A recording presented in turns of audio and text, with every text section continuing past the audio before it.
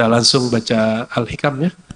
Mari kita baca suratul Fatihah ila ruhin Nabi sallallahu alaihi wasallam wa ila jami'il anbiya wal mursalin was sahabati wat tabi'in wa ila imamina al-arif billah Abil Hasan Syazili wa Abil Abbas al-Mursi wa sahibil kitab al-Imam Ahmad Ibn Athaillah as-Sakandari Syazili al-Fatihah. Bismillah.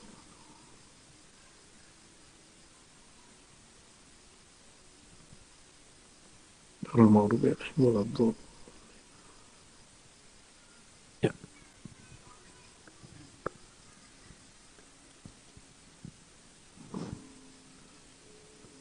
Bismillahirrahmanirrahim.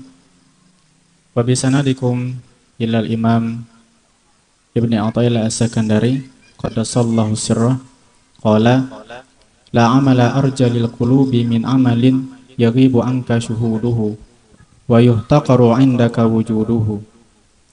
Tidak ada amalan yang lebih diterima daripada amalan yang engkau tidak menganggapnya, bahkan kamu menganggap remeh keberadaannya. Tidak ada amalan arja lil qulub. Ini ada dua jenis pembacaan dalam manuskripnya. Ini kan sudah cetakan ya, manuskrip itu yang masih tulisan tangannya. Ada satu manuskrip menyebutkan arjalil qabul, yang lebih diterima. Lalu ada yang menulis arjalil qulub ya. Ternyata saya menerjemahkannya lebih diterima, tapi yang tertulis lil qulub. Jadi sebenarnya yang lebih tepat adalah lil qabul. Tidak ada amalan yang lebih diterima. Mau tahu amalannya diterima atau enggak? Kalau kita beramal sholat, bisa tahu enggak sholatnya sah atau batal? Sah atau batal? Ya, sah itu sah batal ilmu fikih atau ilmu tasawuf? Bang Dik kalau sholat nggak baca Fatihah, sholatnya sah atau batal? Kok tahu? Itu ilmu fikih. Bang Dik sholat tapi nggak baca assalamualaikum, langsung ngomong. Langsung buka handphone. Karena handphonenya getar, sebelum assalamualaikum udah buka handphone. Sholatnya sah atau batal? Oke. Sekarang ilmu tasawuf. Dalam ilmu tasawuf yang dipelajari bukan sah batal, tapi qabul aurat.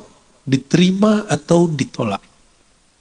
Jadi bisa diketahui amalan kita diterima atau ditolak. Meskipun ada satu dua ulama terdahulu yang tidak tahu ilmu dirinya diterima atau ditolak, sehingga dia mengatakan seandainya aku tahu amalku diterima, aku berharap mati segera, karena saat itu berarti aku dianggap muttaqin indallah, bertakwa. Itu makom dia ya. Kalau Imam Ghazali nggak begitu ngomongnya. Kata Imam Ghazali, ilmu tasawuf itu ilmu mengetahui indikator ibadah kita diterima atau tidak. Malam ini banyak yang khidmat untuk ribat ya, Bang Do dan timnya, dan juga siapapun lah ya, sampai Joglo ini. Joglo ini saya nggak bayar loh Pak, 1% pun. Tahu-tahu ada aja yang kirim dari Jawa Tengah. Ya semoga Allah berkahi beliau ya. Termasuk itu tempat duduknya juga beda lagi tuh orang itu. Apa tatakannya itu udah beda lagi. Nggak ngeluarin sama sekali. Tapi Allah pilih ansaruhu, penolong-penolongnya. Maka berbahagialah orang yang disebut penolong-penolongnya, ya. Karena itu disebut nanti keluarganya Allah Subhanahu wa Ta'ala. Apa ciri-cirinya dia diterima amalnya apa enggak? Termasuk yang khidmat malam ini, termasuk Bang Dik ini diterima enggak? Kan selama di ribat enggak pernah kita kasih honor ya? Enggak ada kan? Enggak ada Bang Dik. Honornya di sisi Allah aja, insya Allah ya. Boro-boro mikirin. Yaitu amalan yaghibu anka syuhuduhu. Dua aja. Pertama, yaghibu, gaib anka dari dirimu, syuhuduhu, menyaksikannya, memandangnya, menganggapnya. Engkau tidak memandang dirimu yang berbuat. Engkau tidak memandang engkau kerepotan. Jadi jangan ngomong gini, gue udah capek-capek nih gak disapa sama Buya nih gitu ya. Gue udah capek-capek nih gak dihargai nih. Gitu. Mau disapa saya, atau disapa Allah? Hah? Mau disapa guru yang terbatas, cuma insan, dhaif, guru yang ya tubuhnya sangat lemah. Atau disapa, ya ayat Tuhan nafsul mutmainnah, oleh Allah yang maha tahu dan maha mengerti. Allah itu menyebut dirinya alimun khabir. Sangat mengerti bahkan hal-hal yang kecil. Ini malam ini, apapun niatnya datang ke sini, Allah tahu. Apapun perjuangannya di jalan tadi, Allah tahu. Mungkin ada yang macam-macam lah perjuangannya di jalan. Itu Allah sangat mengerti. Bahkan mungkin ada 1-2 yang duitnya lagi kehabisan, pengen datang juga ke majelis. Allah tahu kok. Jadi semoga Allah cukupkan semua ya. Amin ya rabbal alamin. Ini nggak usah merasa memandang diri. Nah, memandang diri beramal itu namanya riya. Ru'yatul amal, memandang diri beramal itu riya. Nah, riya itu nggak usah kemudian dipuji orang, nggak usah kemudian disanjung-sanjung orang, itu level lain. Riya paling kecil itu ketika saya memandang diri saya lah yang beramal. Kalau orang sudah mulai begini, dia akan mulai baperan. Dia akan mulai tersinggungan, dia akan mulai merasa dirinya penting. Hati-hati, yang ngurus masjid, ngurus masyarakat, ngurus kota, ngurus negeri, ngurus satu provinsi, apalagi ngurus negara. Kita doakan ya pemimpin kita sekarang yang ada, beliau bukan orang yang memandang dirinya beramal. Karena sebanyak berapa kali dia nyalon kan nggak jadi-jadi. Ya, nggak jadi-jadi kan. 2019 kita udah sampaikan ke teman-teman kita. Belum jadi. Nyatanya terakhir ntar. Insya Allah. Ya, karena itu ujian cinta dia kepada negeri ini. Jika ngikutin kaidah ulama-ulama Nahdiyin, hubul watan minal iman, itu bukan hadis ya. Cinta negeri bagian dari iman. Kalau kaidah ini benar, maka semakin kuat cinta kepada negeri, semakin kuat imannya. Kok cinta ke negeri bagian dari iman? Coba, hari ini orang di Sudan itu 2 jenderal perang, Bang Dik. Di Suriah baru aja mau tenang, tapi sudah mulai rusuh lagi dikit-dikit. Di mana lagi? Di mana yang sekarang lagi rame? Ya? Iran presidennya dibunuh beberapa bulan yang lalu, apalagi cuma seorang pemimpin organisasi. Presiden Iran dibunuh, Pak. Atau dimatiin ya, dibuatlah kisahnya pesawatnya jatuh ya kan. Kok bisa gitu pesawat presiden jatuh itu kok bisa? Yang menteri-menterinya gak jatuh. Apalagi cuma seorang ketua organisasi pergerakan. Mudah sekali matiinnya. Konflik di mana-mana. Alhamdulillah negeri kita aman. Alhamdulillah. Buat majelis, antum buat majelis di sini, ini pernah gak polisi datang bubarin? Ada nggak? Kalau di sini polisi bubarin, kita bubarin balik dia ya kan? Begitu orang Indonesia. Nggak ada, itu nikmat bernegara. Karena nomor 1 di Pancasila itu ketuhanan yang Maha Esa. Justru kemanapun saya ngaji, saya dibersamain mereka. Kalau mereka duduk samping kiri kanan kita, tanda dia polisi berketuhanan yang Maha Esa, tentara yang berketuhanan yang Maha Esa. Alhamdulillah, kalau enggak kita pertanyakan Pancasila dia. Ya, lebih Pancasila aneh aja yang jadi anggota, ente nggak usah kan gitu kan. Kira-kira begitu, ya. Negeri kita diberkahi dengan satu kalimat dari Soekarno dan Hatta dulu, dengan rahmat Allah Subhanahu wa Ta'ala. Kalimat itulah yang sampai hari ini nggak habis-habis. Kalimat dengan rahmat Allah itu terjemahan dari birahmatika ya arhamar rahimin. Dengan rahmat engkau, rahmat Allah itu berapa semua?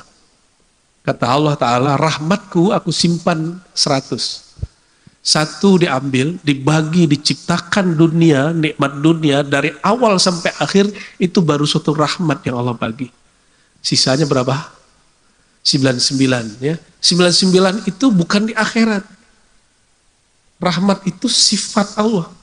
Itu ada pada zat Allah Subhanahu wa Ta'ala. Yang ada di sorga itu sebagiannya. Ya. Karena sorga itu 2. Ada surga syahwat. Ada surga ma'rifat. Surga yang disebut, surga itu ada 100 tingkat. Yang antum pelajari surga berapa macam? Cuma 7 lah. Terus sisanya mana? 99 loh. Kata Allah dalam hadis qudsi itu, dalam hadis Imam Muslim, Allah punya 99 rahmat yang belum dibagi. 99 rahmat yang belum dibagi. Di sorga itu kawin, makan, tidur, kawin, makan, tidur, kawin, makan, tidur. Main-main, begitu aja kerjaannya. Kalau itu di dunia juga ada kan?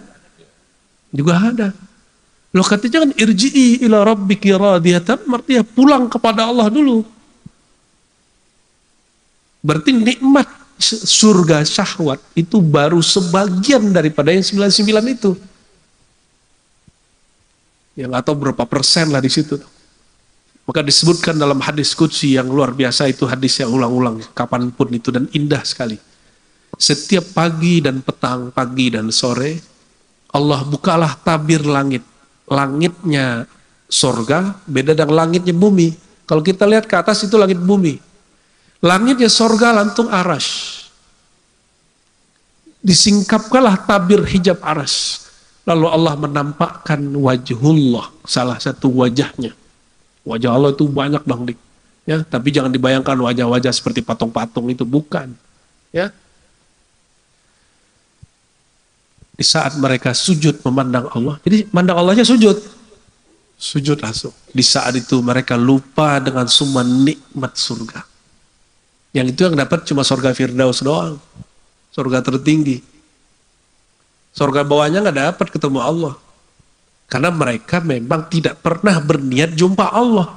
Mereka niat sholat itu masuk surga, gitu.